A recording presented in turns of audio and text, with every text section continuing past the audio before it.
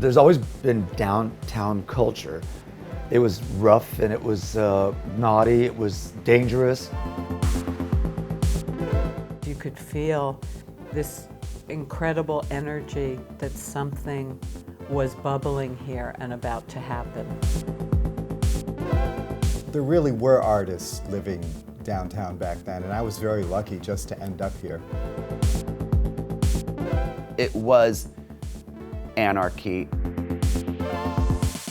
It was much more exciting because you were running for your life.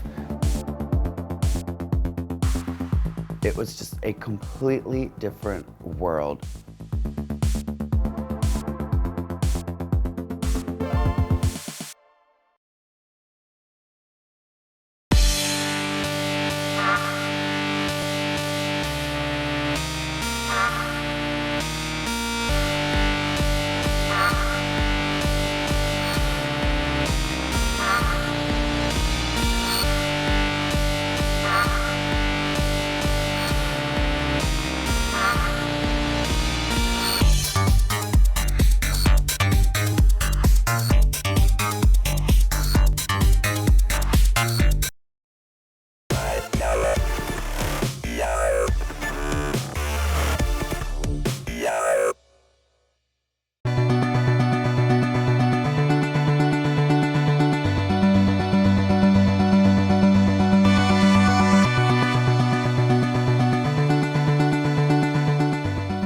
Well, I arrived almost in a taxi cab in the mid-1950s.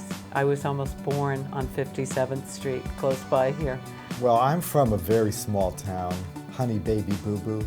Sort of like watching that TV show, it's hard for me to watch because that's kind of like the town that I'm from. I couldn't wait to get here. I just right out of high school, boom, came to New York.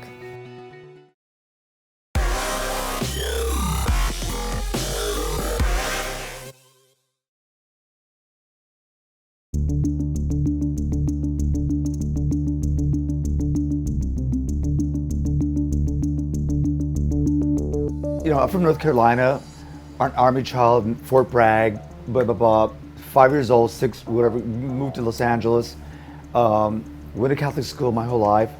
So being in the Hollywood scene, whatever, and I was, I guess, a protected child. And so I always loved music. My parents played a lot of music and saw a lot of films. Hollywood was there. So I started going into Hollywood, hanging with friends, and somehow when I found this store called the Garment District, it was like the hippest store. That was like, I'm not even telling what year that was, but I was real young, but I pretended to be older than what I was, and dressed crazy and fantastic with it. I had like some clothes that people made me, these shoes that were all hand painted. I was wearing women's shoes as a kid. All the rock stars, and they'd come into the store, and I wanted to hang out with Sly and the Family Stone. And so then I met a lot of the New Yorkers that came in, it eventually became my family.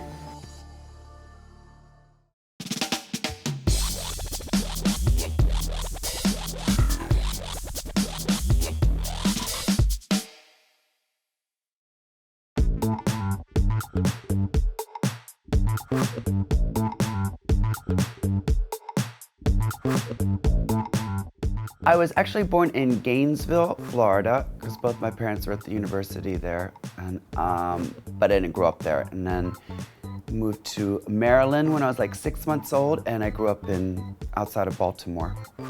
I had a group of friends in Baltimore, and we were all in theater, and we all went to different places. I went to LA to go to graduate school. My best friend Doug went to Chicago. Our friend Joey came to New York.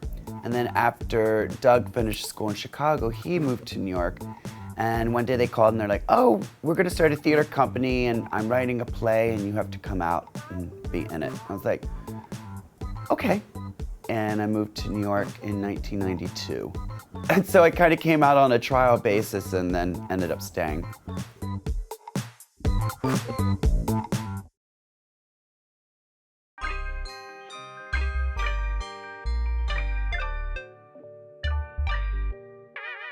In 1976, you could feel this incredible energy that something was bubbling here and about to happen. There was this feeling that that the very edge of culture of the entire world was happening here in a very small space, which would have been East Village, West Village, Soho, which was just about empty, but still amazing things going on there.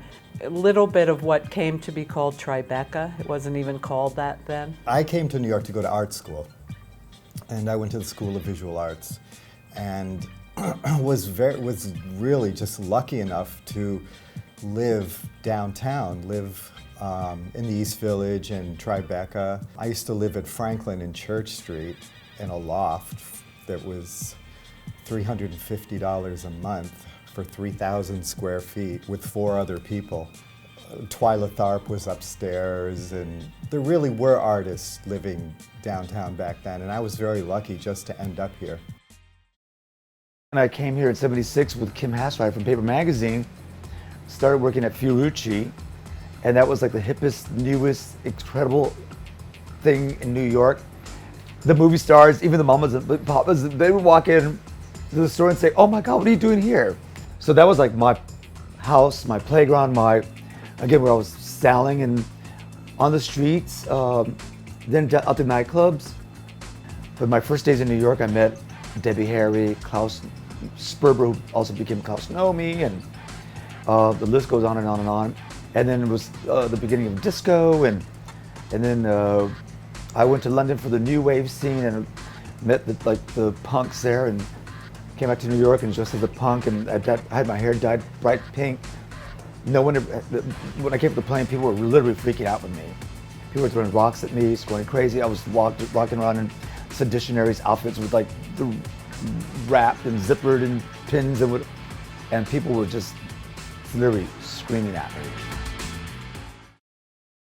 In the late 70s, it was punk, it was this hard rock. Everybody, wanted this hard rock sound, and it was a reaction to kind of the Saturday Night Fever, Bee Gees sort of thing. But a few years later, those worlds were coming together, and musically, punk was, look at Blondie, they still rocked, but, they did disco better than anybody. They could easily go to Studio 54 and the Mud Club. They could go back and forth. It really did kind of come together and eventually turned into dance music. It wasn't rock anymore, it wasn't disco, and they just called it dance. We were both working at a club called the Mud Club, which was one of those petri dishes of the culture that went out to become the world, New York, new wave, no wave, whatever wave. We were both working there, and it was right at the turn of the year 1980, a little before and a little bit after. We were both dressed for a party called Combat Love, and I'm not sure exactly what Johnny was wearing, but I was dressed in full Charlotte Rampling night porter. And that was a legendary party that you will still see some pictures of, like Debbie Harry in full military drag that night. And it was at one of these elaborate theme parties. And then I was working on the door of the Mud Club, the door to the, quote, upstairs VIP room, which opened at 2:30 a.m. and was open until about like 6:30 to 8 a.m., only on the weekends. And Johnny was... It was my first DJ job. And actually, I used to live in the building. Ross Bleckner lived on the top floor, and he had a painting studio on the floor below, and I used to sleep in this studio. And I guess the first I saw Chichi standing on the stairs one night in these Charles Jourdan heels and a fox coat and all the stuff she would never wear now. Yeah. She would never wear fur, but she was wearing this fox coat, and she had this platinum Jean Harlow kind of hair, and she smelled like opium. I mean, not the drug, the perfume. And I smelled like other drugs. But yeah, we fell in love at first sight and moved in together that night. that night. And And have have been been together together ever ever since since. that first night, really. I mean, I went on to really be overwhelmed when certain people, for example, would come to the club at that point. Like I remember the first night that Brian Ferry sailed in at 5 a.m. and left at 5 p.m., stuff like that. I remember when David Bowie was on Saturday Night Live, and Joey Arias and Klaus Nomi were singing backup for David Bowie. That was huge. And standing outside the Mud Club watching them pull up in a limo, and it was like, look at Joey's in a limo. You know, it was, I mean, it was such a big thing to see Joey pull out of a limo. Or anyone. We were so floored.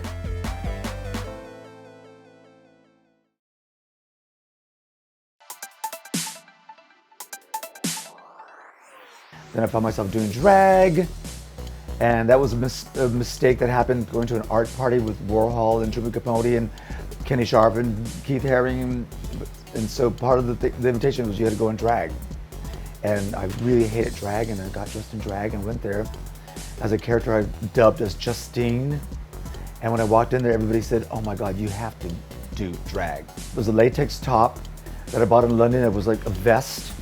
It had this kind of a circly weird things, for, you know, it was women's tops for a fetish party. But it was a vest, kind of oriental. So I used to wear it as a shirt, with a white shirt with a tie, and the top would kind of move around. So when I was getting dressed up, I filled it so it had these breasts, a shredded skirt, red stockings and pumps, a big red wig from Barry Hendrickson, who does my hair still, and a bandana. So it was kind of like 60s Russ Myers and Mean Bitch Girl. And so I walked in there with the eyeliner like out to here and this red hair and pale skin and black lips, and just people were shocked. People were offering me a lot of money to do drag, and so I thought, okay, why not?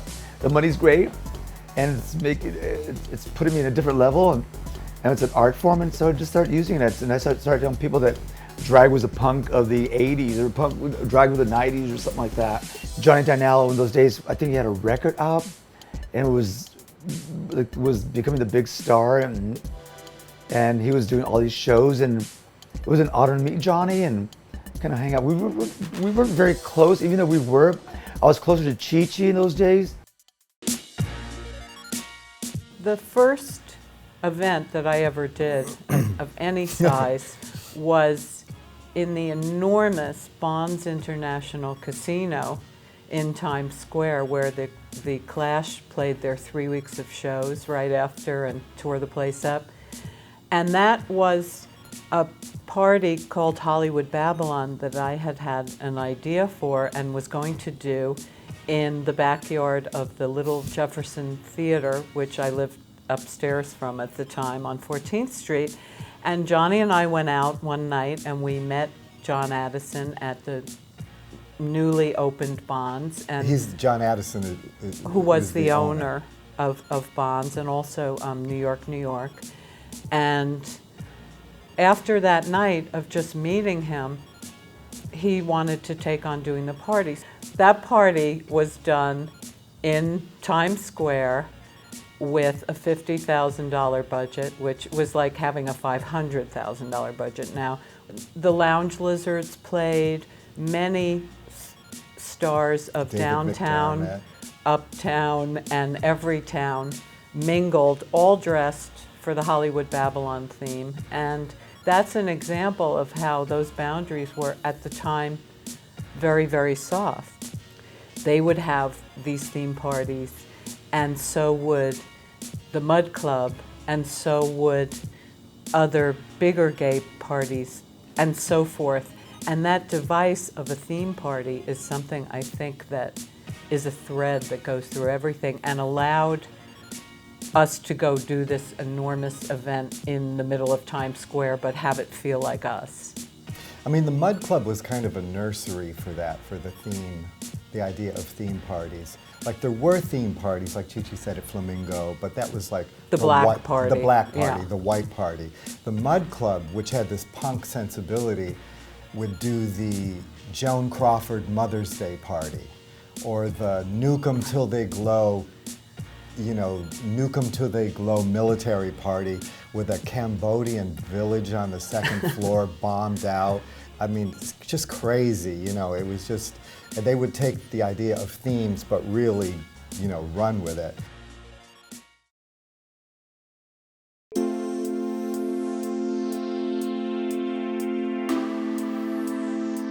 This is given to me by Keith Haring. He, on my birthday, gave it to me. This is like, good God, like 1980, I think. And I had it in the closet for a long time. And so, kind of washed it down a little bit because it was kind of dirty, but I shouldn't have done that. But anyway, it's a piece given to me by Keith. It's reversible, whatever. Klaus knew me, and I met Klaus when I first came to New York that first week. It was known as Klaus Sperber. And I came to this apartment. My friend Katie Kay was living here at the time. And so there was a painting on the wall. I saw this little drawing and I thought, this is weird. Who is this? And she said, that's my friend Klaus. He's a painter, he's a baker, and an opera singer. And I thought, oh, what an unusual person. And so we went downstairs to go walk around the village, and there was Klaus walking on the street. He had like a fedora hat on, aviator glasses on, Brooks Brothers striped shirt, and chinos on, and penny loafers.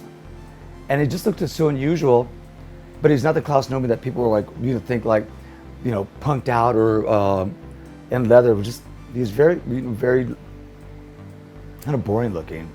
But I liked his face and that accent because he was from Germany. We became friends like that fast. I think it was that weekend I went to his apartment on 8th Street and we had coffee and cookies and talked about art and music, and we just became friends ever since. I actually, when he passed away, I have this chair that belongs to Klaus. It's a Bauhaus chair, and it was one of Klaus's favorite things. He had a very sparse apartment. It was all with mirrors, and so he could sing opera. So this chair was there, and we'd sit on the chair, and it became one of my favorite chairs also. There's Klaus. Revel in New York City. I guess it was like, that was the classic iconic shot that was taken by Michael Hall's band, where I was standing with the light, the silver business, to help light my friend Klaus. And after we did Saturday Night Live with David Bowie, Bowie had that Dada outfit on. That was from the Bauhaus. And so Klaus loved that bit and kind of transformed it, because he was already doing a kind of a tuxedo look that Fiorucci made for him.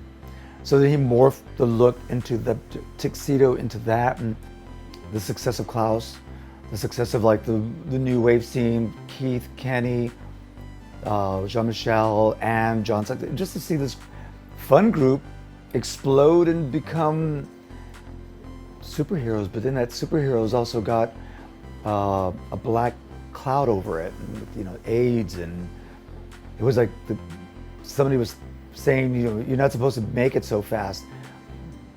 We're trying to kill you off or something. And it was terrible, With all success so fast came death very quickly also.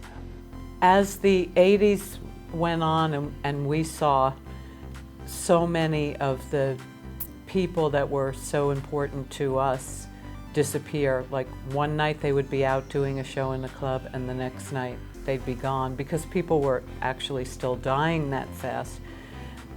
We just realized that so many of the people that used to make the culture for everyone else, the most talented, the most avant-garde, that wave of people were unfortunately the first ones to die, and that if we wanted to have this kind of very, very avant nightlife, we were going to have to create it.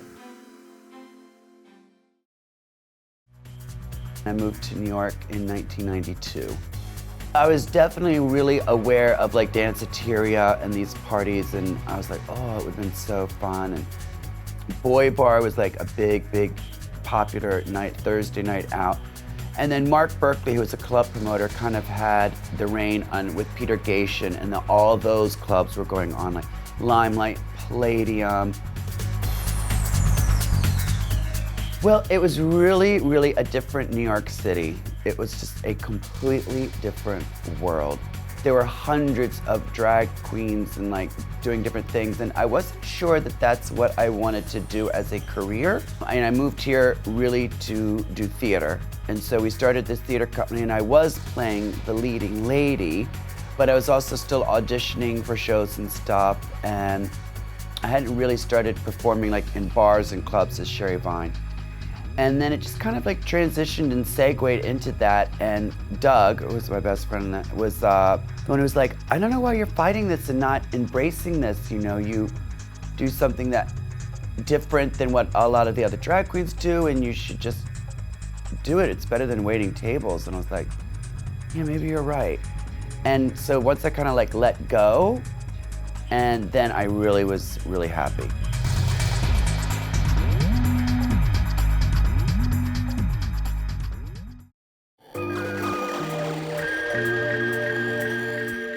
Well, in the very beginning, I was doing a lot of stuff in the East Village. It was really, there were so many drag queens and so many different scenes that you had like the East Village, which was like a bit more comedy, kooky drag. You had Boy Bar, which was like glamour, like realness, like a lot of the transgendered girls performed there. You had the West Village, which was a little bit more like lip syncing, impersonating. You had Uptown, like the Latin queens. I know it's so much going on. And so I really started like in the East Village, and it was much more common, like the Pyramid, with Mistress Formica, Linda Simpson, Lady Bunny, all these East Village people. And Linda Simpson used to do this night at Pyramid called Channel 69, and that was the hot party. I really wanted to perform there. And I was like, oh, I want to do that, because it was different. It was a little bit more like thematic and story oriented. And I was like, I want to do a show there. So I finally talked her into letting me do a show. And I was going to do it with this other queen named Ebony Jet, who was this black queen. And we were like, let's do a takeoff of Jungle Fever, where we're like, you know, hot lesbians who fall in love. It was called Lower East Side Lesbian Jungle Fever. And it stands out in my mind because no one really, what I was told anyway, no one had done anything quite like that. And it just, people in the audience were like loving it. It was just really, really fun. It just stands out in my mind of like, oh, okay, I think I found my place. And I wish we had that on video. And the big parties when I came, this was even before Squeezebox, Jackie 60 I think had just started. We started Jackie 60 super small.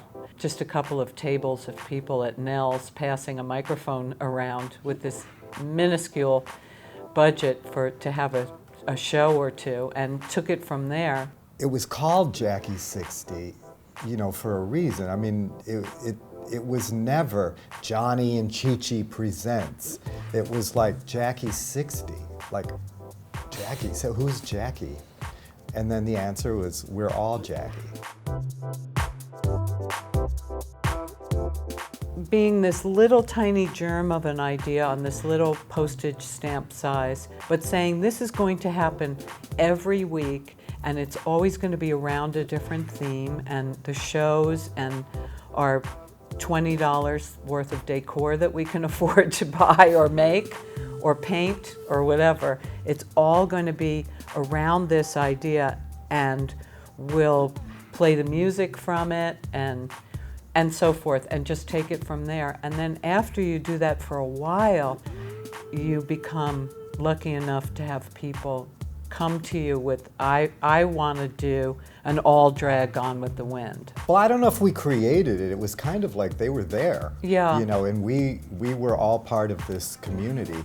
And there was like the Boy Bar community, the Pyramid Club community, our friends from the Mud Club, our friends from Times Square, our Ball House friend. Like, I'm an extravaganza. There were, you know, the Ball House people, my Paradise Garage friends and DJ. There were all these different people that were communities that were already there.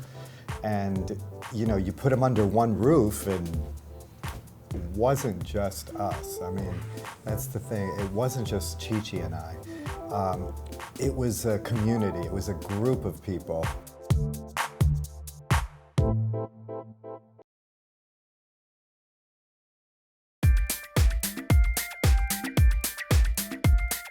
Well, Jackie 60 was so special because, for so many different reasons. One, no one I have ever even seen since has had that kind of dedication, where every Tuesday, I mean, every single week, it was a new theme. It was decorated to that theme. The show was about that theme. The go-go dancers dressed to that theme. And also as a platform to do these things where they'd be like, oh, this week we're doing Sister, hey, Sherry, can you do Sister Amy McPherson? I'm like, I don't know who that is. I'm gonna go research it. And yeah, so I got to do a lot of different characters, and it was very sketch comedy kind of oriented. It was really fun. Sometimes I would just go-go dance. It was method go-go. And you know, in the beginning, of course, working with Johnny and Chichi, I was a little, you know, timid because I was like, oh my God, you know, Johnny and Chichi. And they're very nurturing. So I still call them, you know, Daddy and Mommy. Sherry was perhaps the brightest star in the Jackie theatrical orbit, and the star of so many of our productions and so many of the theater couture ones that kind of were just outside of our orbit. And Sherry is one of those people who you can work with for decades, and she is just like completely flawless. She does what she says she's going to do. She gives it 110%. And Johnny and Chichi were always really encouraging to expand and to do these things and to try stuff out. And Johnny's the one who's like, oh, you should do this Sing Port of Amsterdam by Jacques Brel. And I'm like, okay. And it turned out to be a song that I still do, you know, still do now. You know, I'm gonna tell a little secret. We had a secret rating system at Jackie, and it was like a 1 through 10. You know, and certain people were a 4, or they were a 6, or you know, they were almost a 10. They were really like 9 a and 9, a half. and you know, like, oh, well, she's not really a 10. Sherry was always an 11. You know, and the problem is you want to use Sherry for everything, and that was kind of a problem. Whenever we were thinking, okay, who should we get to play this, or who should we get? Yeah. It was always Sherry. And like, no, we can't use Sherry every week, you know, because you just wanted to use her because she was just so easy to work with, and so smart, everything. I wore many, many different hats at Jackie 60. There was a time where I was like the stage manager, so I was just like, you know, out of drag, running around organizing and getting people together on stage, getting the go-go dancers on stage. I performed there a lot. I did method go-go dancing there a lot. They really created a platform for performers, and they had an appreciation, which a lot of places don't.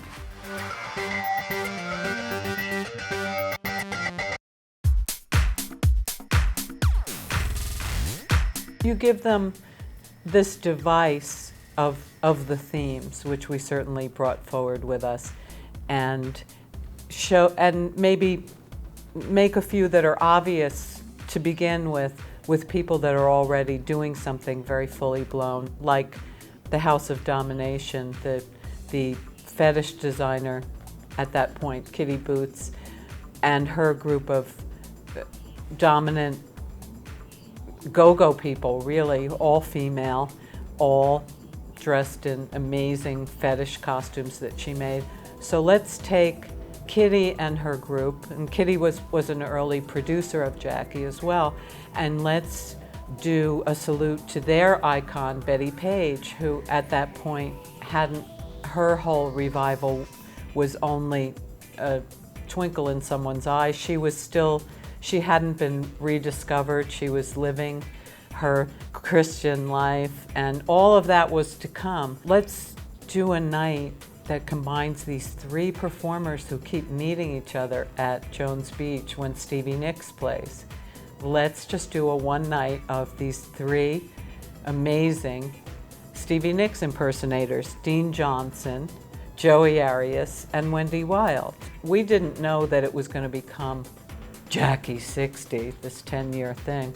We just knew that that something was really, really missing from the nightscape, and that it was kind of time for do-it-yourself, which is a tradition that we came from in terms of do your own flyer. There were, of course, the trannies that were in the neighborhood working, but there were also the secret Hasidic tranny chasers who were among our earliest and most enthusiastic We would people. sneak in and out.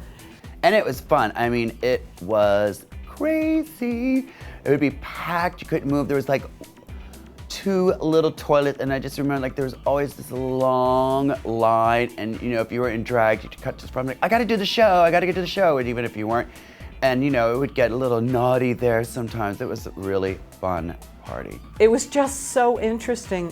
The meat market itself was very off the beaten path. It really was kind of this, like the meatpacking district. So you had these meat packers and then almost nothing else, these warehouses. I mean, there was like Florent, there was Jackie 60, there was a bagel shop. And we had a few meat guys who were tranny chasers, and one that was a tremendous fan of Hattie Hathaway, who was about up to Hattie's kneecap, He's probably 4 feet tall. who we called Gnome.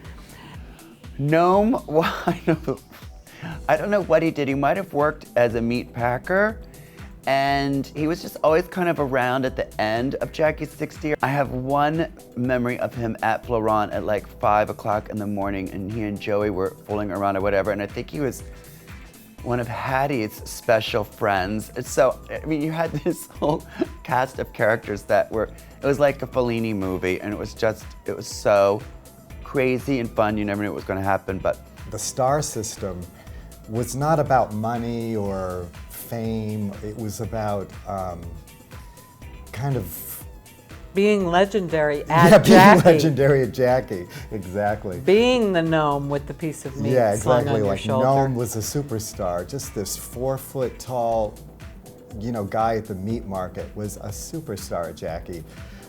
Strawberry, you know, I mean,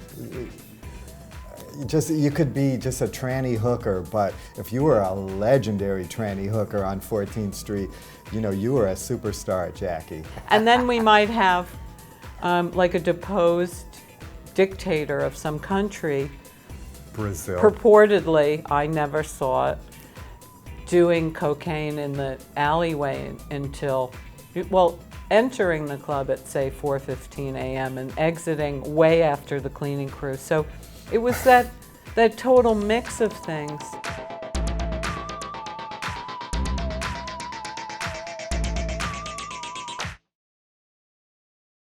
Joey is so important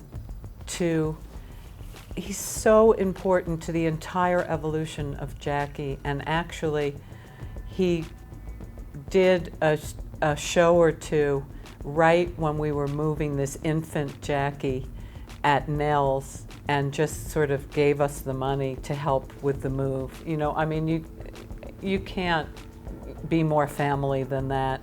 We've done shows all over the world together and seen him in some very compromising positions, and Joey is always like Sherry Vine and a perfect 10. Joey Arias. Well, it's funny, before I moved to New York, I knew who Joey was because I had seen this documentary in this movie called Mondo, New York. And so when I moved here, I was like, oh my God, Joey Arias. Miss Sherry Vine, she is just an amazing artist. I met her through a guy that I was dating at the time who took me to go see her on Bastille Day performing. And then I was performing this restaurant that used to be in the meatpacking district called Florent. It was the only restaurant. It was 24 hours, and so everybody after Jackie 60 would end up there, and it was a big scene, and it was so gorgeous and fun. And every year they did a big Bastille Day party there on the street. A mutual friend of ours, this guy Chris Kelly, was dating Joey and said, oh, you have to come and see my friend Sherry perform. She's doing Edith Piaf. I kind of get weary when people say that. Like when they say, oh, you guys have to be great friends, I'm like, yeah, right. And I thought she was great, and we shook hands, and it was nice to meet her. And she was kind of raw on those days, but she had a little choppy wig and kind of Edith Piaf look, and had like a little black dress on, these little funky granny shoes on. Joey saw it and she's like, hey girl, you should come over. We're starting this Bardot party. It just started. You should come and perform with us one night. I was like, okay. We needed her services at Bardot. And then she came in and she was singing these songs, and she wasn't really doing parodies and stuff. And she was actually afraid to talk in those days. Eventually Bardot became the house of where the queens were brought in, and everyone started to talk. And everyone started to sing, and everyone started to parody. Because I know I was doing these Billie Holiday songs, and I had to change the lines a couple times so that people knew that I was actually singing. And so I just think people, and then the idea of cursing to people and through songs, and people found their own path. And look at Sherry now; she's got her own television show. She's living through for this with Josh Rosenzweig. But it really took a couple of years to, maybe like 2 years before we became like super close. I was in Berlin actually with Josh and Jackie Beat for the film festival for our movie Scream Teen Scream. And Joey was there in Berlin also for the film for something else. And our flight we were all at the airport and was like, oh, hey, hi. The flight got canceled. And so we were like, oh, let's stay. And so we all went out that night, and that was the night like Joe and I got bombed and laughed and everything. And ever since then, we've been sisters. Sherry inspired me. I love that I think we inspire each other. I was starting to do my Billie Holiday show and to a different look and started being more elegant. And then I was working with Mr. Manfred Mugler, who was directing me in my looks in shows, and kept telling me bra and panties, simple black silhouette, elegant looks, and kept pushing me, and he pushes me all the time. You have to work on it. You gotta, like now I'm known as a legend. And so, it's one of those crazy things. You just, you never know. You just keep working and doing your thing. And this whole group of the Downtown 500 was, I think, based on friendship and fun, and people were actually having fun. I think the idea of that people were doing it because they were going to be famous was not in the psyche of it. Because I think anybody who thought like that was really expelled from the group, and that's the way it works. Because if you think you're going to be hanging with people because you're going to get famous, it's not the way it works.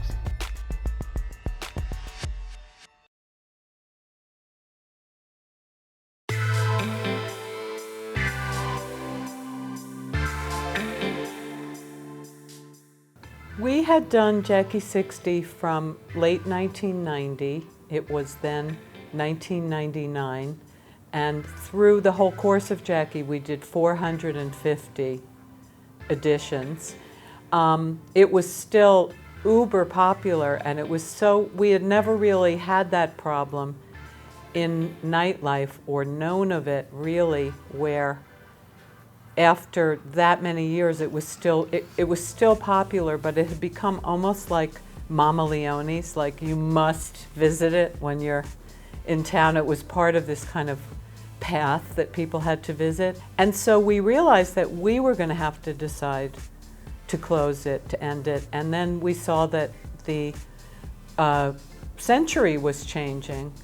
And so we decided 40 weeks before that on the last Tuesday of the 20th century, that was going to be the last Jackie. So it was very easy. We felt very much about leaving that in the 20th century so it could become like the last of its kind of the century, just the way the Cabaret Voltaire, which had also inspired us, was the beginning of the century. As many of you know, because you were there, Jackie 60 began in late November 1990 and moved over to this hallowed house in March of 1991, an anniversary we celebrate every year with these awards. Since then, we've been blessed with the kind of extraordinary long run that almost never happens in clubs. We've also, thank you. we've also had the immense honor of finishing the club tradition for our century. A straight line of mischief and invention, of evening magic and meaningful glamour that began 100 years ago at clubs like the Chat Noir and the Cabaret Voltaire, and ended up haunting this house and this stage for the very best part of a decade. Now, our club motto, borrowed from the Situationists, has finally come true. We are leaving the 20th century for good. Much more triumphant than sad, this new beginning is filling us with excitement, which we hope you'll share. For all who have walked with us thus far, our deepest appreciation. For the stardust, the brown couch memories, and of course, the Jackie hustle. Now, the glorious final 41 performances wait, but before then, tonight, we have another 6 Jackies to present in Act 2. I turn you back to your estimable hostesses, the Dueling Bagheads.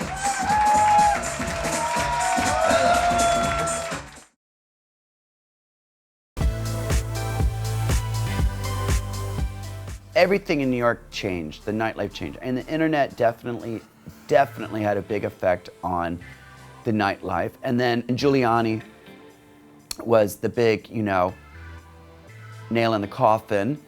Squeezebox was coming to an end, Jackie 60 was coming to an end, all the big clubs were done, and people just being like, oh, okay, whatever. Like Mr. Formica, I remember Formica trying to rally people like, we have to hit the streets and we have to march and we have to do something, and it just couldn't take off. People were just like, oh well.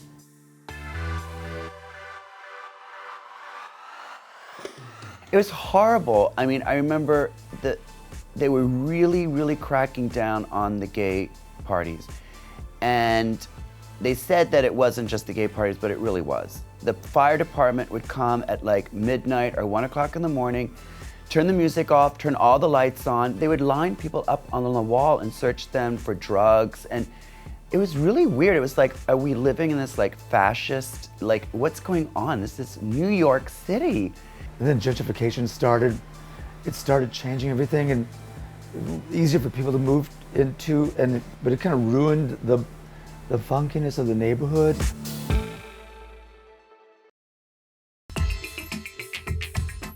Well, I navigated through this whole change in the nightlife by leaving. This is when I jumped ship and moved to Berlin. And I was in Europe for almost 4 years because I was like, this is not fun.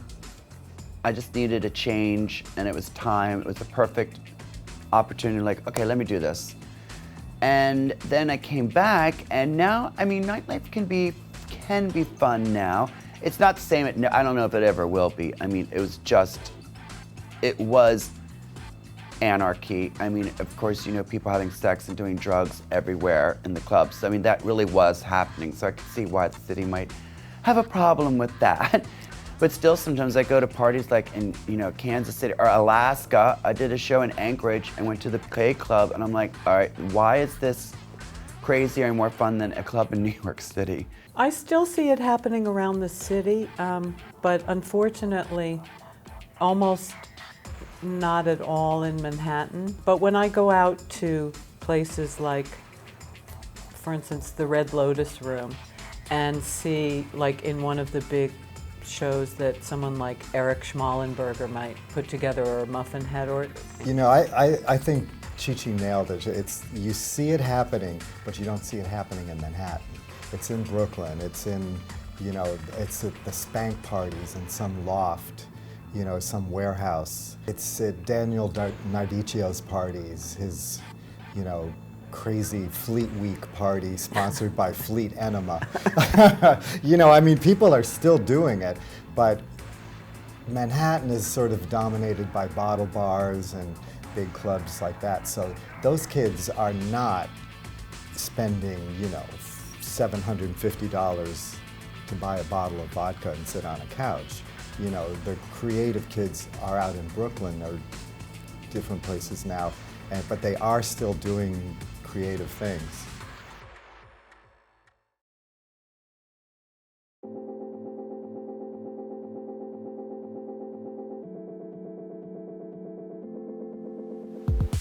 The whole idea of a creative collective putting something on instead of one person with their name over the top, or perhaps two, I think that that's a big part of what we've given to the kind of night world. And I see that a lot, and I also see a real rise in people calling themselves a collective, because for at least 10 years, people were always, you guys as promoters, and I'm like, promoters are people that walk around, you know, handing you an invite.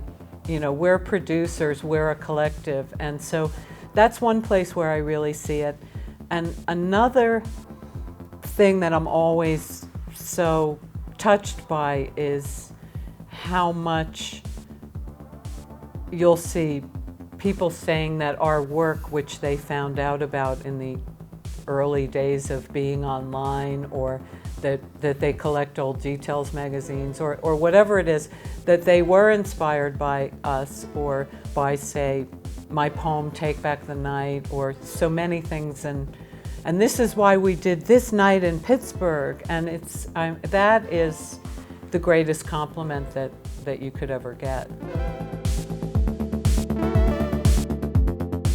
Sometimes I'm walking down the street and I'm just like, oh, let me look up instead of down. And I'm like, how come I've lived on this street for 10 years and I've never noticed these buildings. And you know, that's inspiring. I'll see like a picture of Debbie Harry and be like, ugh, no one is that gorgeous. Love watching stuff still from the 1970s, like variety shows like Carol Burnett and all that stuff. I could watch 100 times, and that inspires me in one way. There's a few ways you can go in life, but it's always, to us, about what is the new work that we can bring all of this to and make in this time period. But the thing is, we don't try and recreate what we did at Jackie. Yeah, that's why we never do reunions. You'll never see like a Jackie 60 reunion or a Mother reunion, because the work is ongoing. And so I try to, now that I'm kind of like on the other side of the fence, I try to, whenever someone new, it's like, oh, can you help me? Everything. I'm always like, absolutely. There's like this whole renaissance right now, which is really exciting. Because for a long time, there weren't so many new queens. Once in a while, one would come along. There'd be a lot that we just wanted to dress up and go out and have fun. And now there's a lot, and they're really talented, so it's really kind of exciting. Well, a lot of people still live here. A lot of the people, you know, just for historical sense, come down here because it really has that vibe still. You could try to whitewash it as much as you want, but the vibration of that still will always flourish. You know, the Lenny Bruce will always be walking around on Bleecker in the Village. Janis Joplin will always be walking around Tompkins Square Park. It's crazy. It's the spirit of what keeps the city alive, because it's the magic of the city.